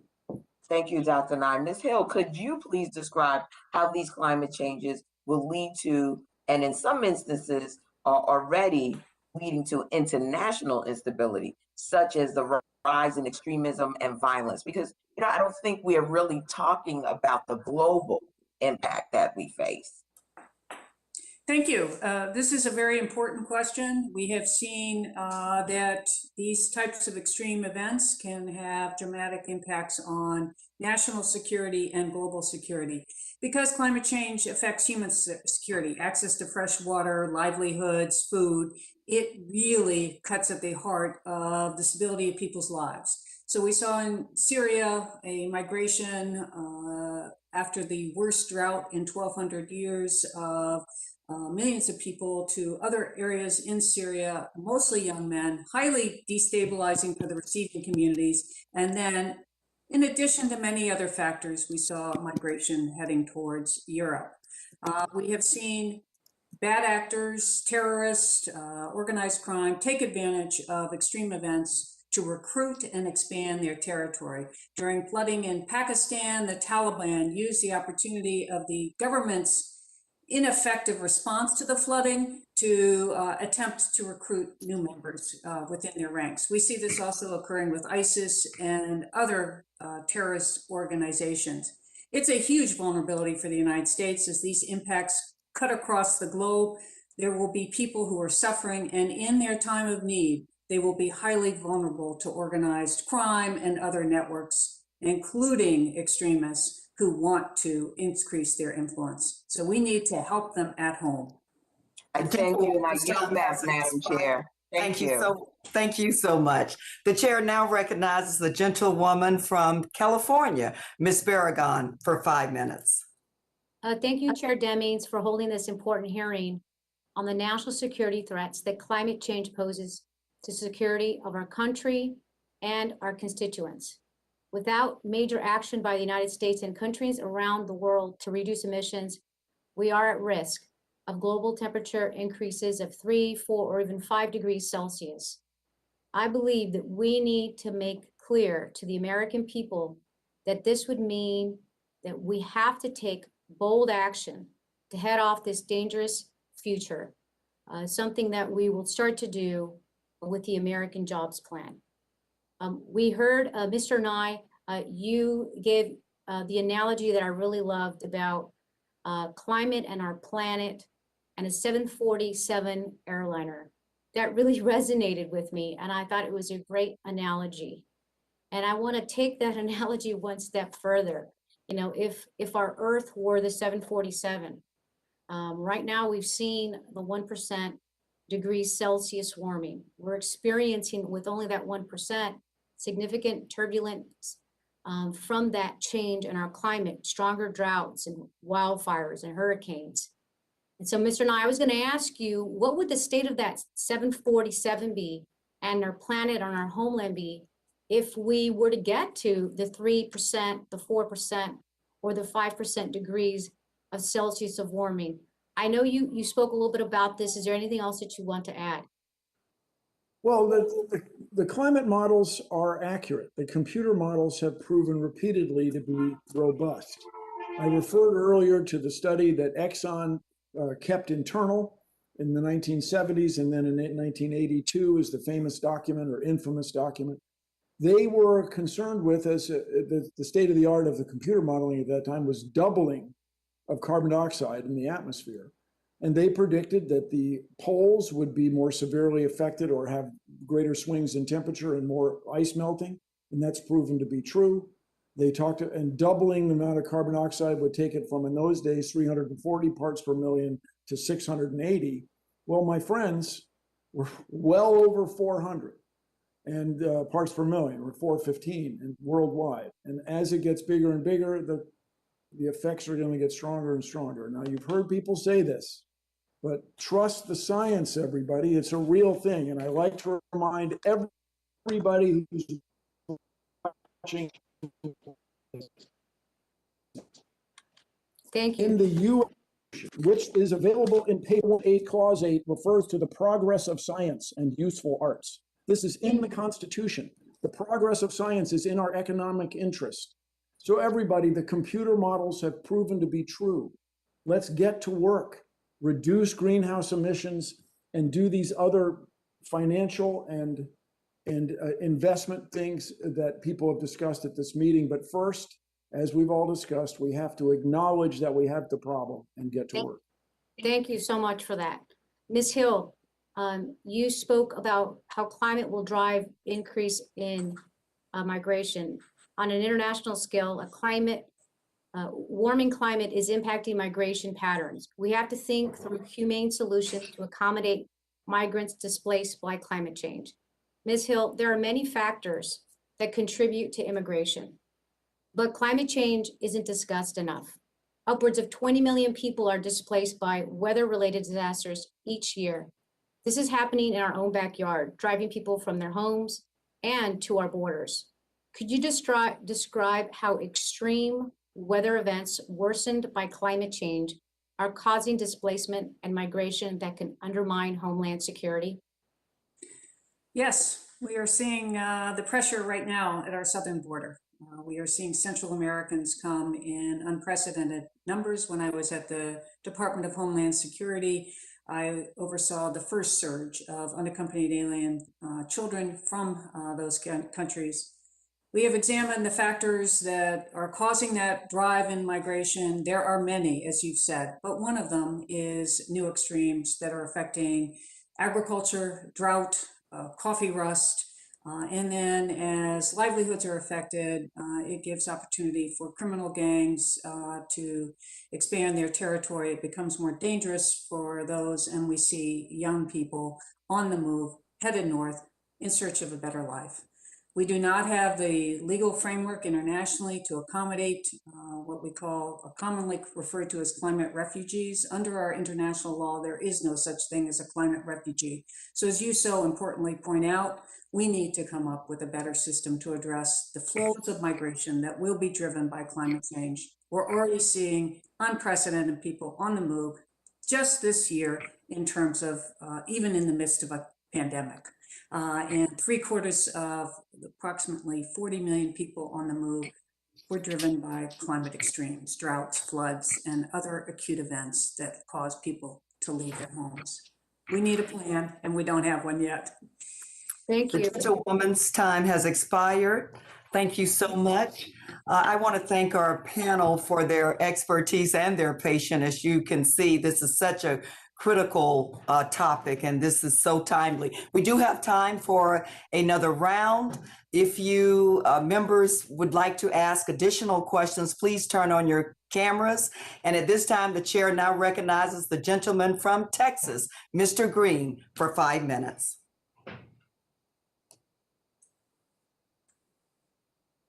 Thank you, Madam Chair. I am grateful for the second round, and I have a continuation of the first, but with just a different twist. And I was hoping that we would have a second round, to be quite candid with you. Here is the twist. Let us assume that we have the legislation to do the big, bold things that you would have us do, dear friends. And let us assume that to do these big, bold things, we have to do them without the consent of everyone. Let's just assume that we have people who have similar ideas willing to move forward together. And these persons who are willing to move forward together happen to be of the same party. Here is the question for you. And I ask this because everybody wants bipartisan support for what we do, and as do I, by the way. I welcome bipartisan support. But if we get to the big things, the things that you've talked about, and we want to accomplish these big things and we don't have the bipartisan support, do we move forward and do the big things, or do we wait until we can get the support that everybody wants? Mr. Nye, what say you? Well, you got to work the problem from both ends. And I will say, Mr. Nye, if I may intercede, Mr. Nye, let's take the world that I live in and deal with it, if you don't mind. The world that I live in, dear brother, dear friend, Mr. Nye, whom I have great respect for. I hold you in the highest of esteem. But the world that I live in is one wherein we have some who believe one thing and some who believe another. And they are guided by their beliefs to the extent that they are directed by with their votes. So now my question is, what do I do if I can go forward and do these big things, but I can't do them in a bipartisan way? What do I do? well, if you're asking me, you go for it. But the problem I think everybody should be aware of. Well, I appreciate that. Your answer is that we should go for it. Okay, No, I appreciate that. Ms. Hill, what do you say we do? Hang on. So I'm going to come back to you for the go for it. Ms. Hill, what do we do? That was an attention-getting opening line, sir. I understand, but I'm going to have to go on. I'll come back to you. Ms. Hill, what do we do? I think that we should lay as much foundation as we can for the time when we will have bipartisan support for this So effort. your answer is until we get bipartisan support, we shouldn't go forward. No, we should be laying the groundwork and let's assume we've laid the foundation and we don't have the bipartisan support. This is the world that I live in. If we don't have the support, what do we do? I think there's much we can do without bipartisan support, and of course, in partnership with the administration. So I think there are executive actions that can be taken. Yes, we need to move forward in every avenue that we Thank can. you, Ms. Hill. I greatly appreciate it. I'm so sorry about the time. Mr. Brown, what do we do in the world that I live in? Congressman, I think bold action is needed. These are life or death and urgent issues. And that's why I mentioned appreciating the executive action that the administration has taken to provide more resources. So is your answer go forward? Bold action is needed, sir, to move forward. So does that mean move forward, Mr. Brown? Unfortunately, yeah. I've been trained to ask questions to the extent that I get an answer. It means move forward, sir. All right. Ms. Williams and Professor Nye, believe me, I'm coming back to you, Mr. Nye. Ms. Williams, what do you say? Absolutely move forward. We laid foundation 20 years ago of things that we are accomplishing today that at one time was not bipartisan. You must move forward. It's imperative for us to be transformational and to act big. Yeah, there we go. Thank you. All right, now, Mr. Nye, I'm coming back to you, and my clock is not up, so I don't see how much time that I have left because I have a comment that I would like to give Madam Chair, can you just quickly tell me how much You time I have 46 seconds. Okay, well, Mr. Nye, you can have 20 of my 46. Well, we got to make sure that the next election is secure, and I mean it in the traditional way. If we end up with a situation in the US where we have minority rule through gerrymandering, through these extraordinary laws that people are trying to pass, it's going to be trouble for everybody, for the minority especially. I lived in Washington State for a long time. I vote in California now. I have voted mail-in for over 40 years. And look, I'm fine. Everybody I can gotta do take this. 10 of my seconds, Mr. Nye. So I take it you still say move forward. Yes, and my understanding, it's different and than I having appreciate that. representatives from the Senate. So. Let me close out with this. Mr. Chair, Madam Chair, if I could just have just a second. This committee does do a lot of things in a bipartisan fashion. So I don't want you to think that these comments were directed to the persons on this committee. But I live in a world that is outside of the committee. Thank you, Madam Chair. Thank you so much. The gentleman from Texas yields back, and the chair now recognizes the gentlewoman from California, Ms. Barragán, for 5 minutes. Thank you, Madam Chairwoman. And it was this conversation is just so interesting. I had to stay on for the second round. Mr. Nye, I'm going to start with you. I'm gonna let you finish your answer that you were given. Given that we're limited to 5 minutes, so Mr. Nye, is there something you want to conclude with on that last thought that you had? Well, it's not in anybody's best interest to not have everybody's vote count. And it certainly looks like people are working to try to suppress votes. And this is catastrophic. I know everybody waves their hands about this, but we're all in this together. When we have this situation with continual deadlock, it's keeping us from taking action on climate change. So let's let everybody vote. Let's get people who accept the science and as per the Constitution, and let's move forward. And I understand it's a frightening time. I get it, but we are all more alike than we are different. We have more in common than we have differences. So let's get together. And this notion of trying to pass these enormous bills, I don't work in your world, but if we could pass a few bills and chip away, the longest journey begins with a single step.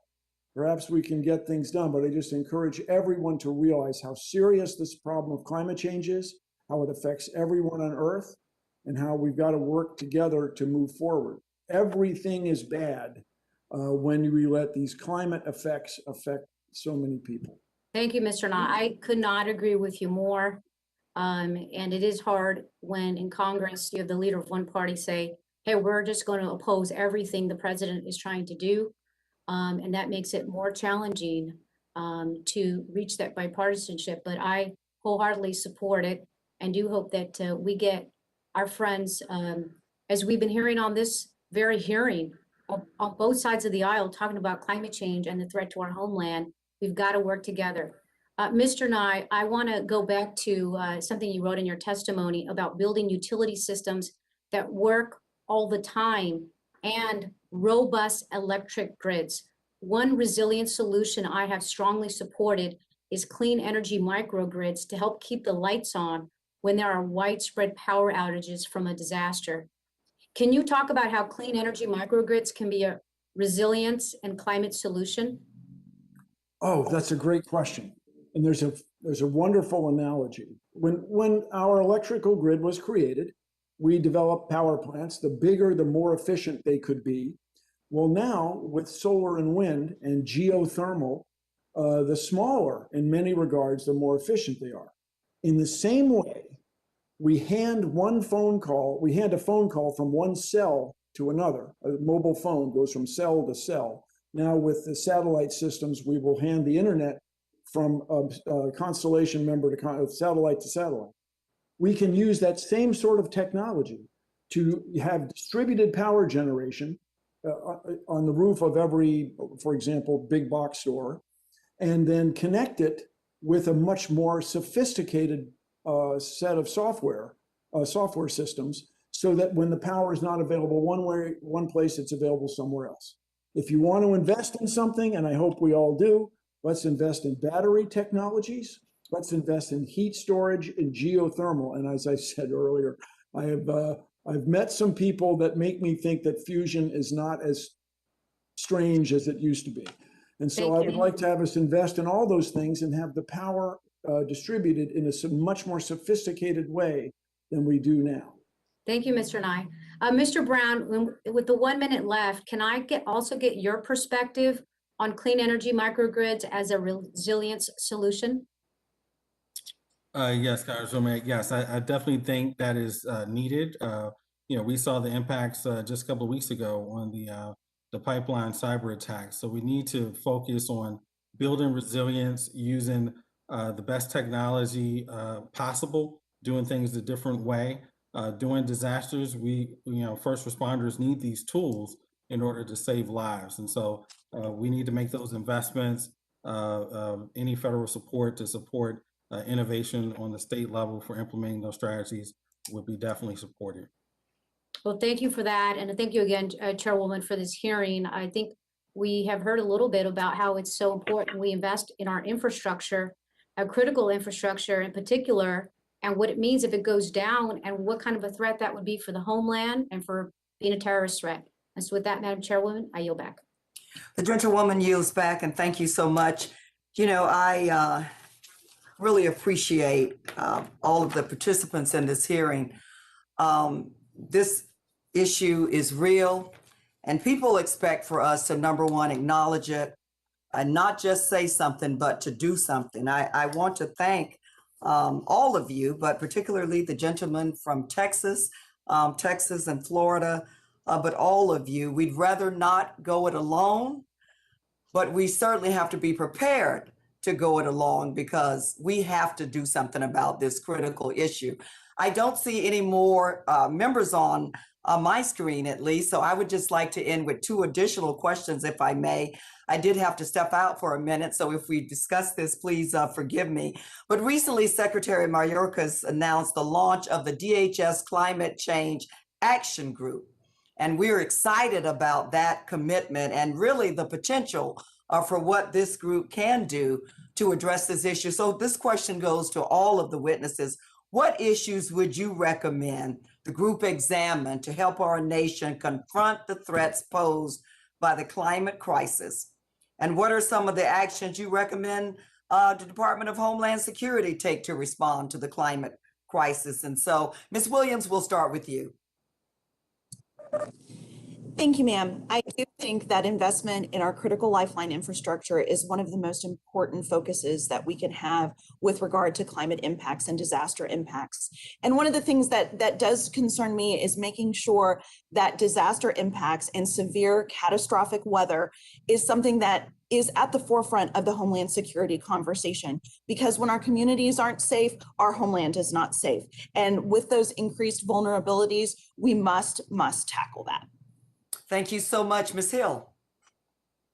Yes, well, I led the creation of the DHS roadmap for climate adaptation for President Obama. There are a number of things that the department could immediately do. The thing that I would call out is the department should be a leader in this space. Of all our departments across the federal government, it has the broadest reach, the deepest reach into our state, local, tribal leaders, and those communities.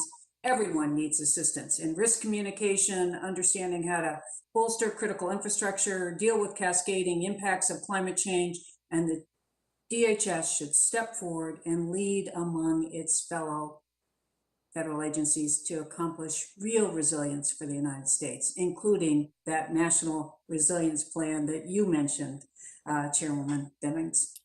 Thank you so much, Ms. Hill. Mr. Brown. Thank you, Chairwoman. I really believe the federal government and DHS in particular can support state, local, and tribal governments with additional resources and technical assistance, streamline some of their processes to get resources to communities that need the support the most, the marginalized communities, the frontline communities that are going to continue to face the greatest impacts of climate change as we move forward. Mr. Nye, you talked earlier about, looking at other countries. Yeah, we need to do that, but the U.S. should be a world leader on this issue. What would your answer be to this question? Let's be a world leader. What I'm hoping is that we will cultivate a generation of civil servants that people believe in and trust. And the civil servants in this case are people that do land use planning, people that plan the robust electrical grid that has distributed generation sources, and hiring the kind of engineers, coders, developers who will prevent a cyber attack of any kind. And they would work for the US government. They would take pride in their work. We would trust them. They would prefer to work for the government rather than the private sector because of the job satisfaction you get from that. Ms. Jackson, when I think about my colleagues in Denmark, a friend of mine married a Danish guy because she says she could live the American dream. People are right now saying that Venezuela is a model of socialism. Maybe, but in Denmark, they have these distributed systems. They have public health care. They have these things, and they have huge corporations. So if we were to invest in, I keep bringing up fusion, if we were to invest 100 million in fusion companies, then private investors would show up after the government showed leadership in this. And that's an example. But we thank you so much. Let's go. With the time that I have left, to all of the witnesses again, what actions specifically do you think FEMA should take to better address the climate crisis? FEMA, we'll start with you, Mr. Nye. Make sure that people have access to the internet so they know what's going on in the world. Thank you. Thank you so much, Mr. Brown. We're going to go to you. Thanks, Chairwoman. There's multiple reports that talks about the inequities in FEMA programs that need to be eliminated to support the marginalized communities that are on the front line. I think addressing that will be the most urgent issue. Thank you. Ms. Hill. Review all of its programs in light of the risk placed by climate change, as well as on the disproportionate impact on certain communities in the United States. Ms. Williams. I think all of that can be also summed up in capacity and capability for our state, local, and tribal governments. If they can't be successful, it doesn't matter how many resources we throw at it. So that capability building is just key and crux to this issue, and FEMA's in the best position to do that. Thank you so much. The chair now recognizes the gentlewoman from Texas, Ms. Jackson Lee, for 5 minutes. Madam Chair, thank you so very much. And I wish to raise my questions with Ms. Hill, and I will try to combine them. Whenever we begin to talk about climate change, opponents consistently say that mitigation efforts are too costly. I'd like your response as to whether or not there's a cost-benefit analysis in investing in mitigation. And then in your experience at DHS, do you perceive, as I do, that the climate catastrophes really impact on domestic and national security? If you could combine those questions, and then I have another question. Thank you so very much. Ms. Hill? Yes, for those who say that it's too costly to reduce our emissions, I can only respond, look at the costs we're already incurring right now from climate impacts. And as we've heard, these impacts will worsen over time. They're permanent, and they will cause lasting change. Virtually every system we have depends on a stable climate. We no longer have a stable climate. So we will have enormous economic costs involved. And when we have economic loss, we have threats to the national security. And we are seeing those play out already across the globe. And it will be a challenge for the United States to respond to the number of humanitarian crises that we will see as a result of climate events. We can't in any way respond to the type of events that we'll see in a meaningful way unless we cut our emissions, as we've heard here today. So military is already busy at work preparing itself, but there's tremendous amounts to be done. Our military installations are not operational and effective yet in the face of what we will see. We will need to bolster them as well, at also an enormous cost. Well, I think we will find out if we can educate the American public how broad the landscape is that climate change impacts their very life, their very degree of security, their very bottom line dollar. Then maybe we would be able to be very successful in going big on the American Jobs Plan. but I had to deal with, believe it or not, the question of risk mapping in my own community, dealing with a whole series of neighborhoods that were mapped into a high flood area, losing their property in terms of its worth, and asking them literally to move out. We gathered FEMA and began to be able to reorder that map and save their homes, got them to shore up their homes, if you will. So I'd be interested in your testimony. You state the United States lack comprehensive risk mapping that is sufficiently downscaled to inform Americans. I agree with you. Would you expand on that concept, please? Because I think that is extremely important. Thank you.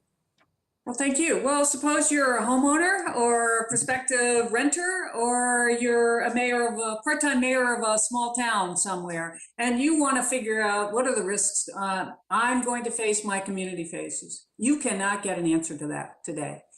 In the world's wealthiest nation, you cannot get to a property level answer. You might be able to get it if you have a lot of money and could pay a consultant, but that is no way for us to operate in the United States. Everyone should be able to determine what's ahead and then make better decisions going forward. And that will take an enormous investment by the federal government, but it's one we need to make now. And we will see, if we don't, that we will have developed in areas that are at greater risk in ways that are risky, and then we will have even greater economic impacts in the future. So it's a step, very important step the nation needs to take now. Mr. Nye, just a quick question to you. Everybody says it's the buck. It's the buck. Too expensive. And we can't go big on the American Jobs Plan, dealing with infrastructure, climate change, job creation. What do we say to those who want to use money, as I've asked Ms. Hill, to be an excuse for not going big on climate infrastructure rebuild? Well, try what I say to all climate change. Sometimes they call themselves extreme skeptics. What is it about it that you think is not true? What is it about the situation you think that makes you mistrust all the world scientists? And then in Texas, you are the perfect, I mean, in a grim way, a very good example of the money you could save by addressing climate change. The estimates, latest estimates of the last blackout were $130 billion. That certainly could have been addressed for a fraction of that. I've seen two numbers, but let's say about 4 billion. That's a fraction of what it will ultimately cost to deal with that. And by the way, we're all going to pay for it. It's the US, we're all in this together. And so what we want to do is anticipate this, not in a disrespectful way, but you guys, we've got to take care of this. We got to take care of each other. And so I say all the time, this is doable. And the longest journey starts with a single step.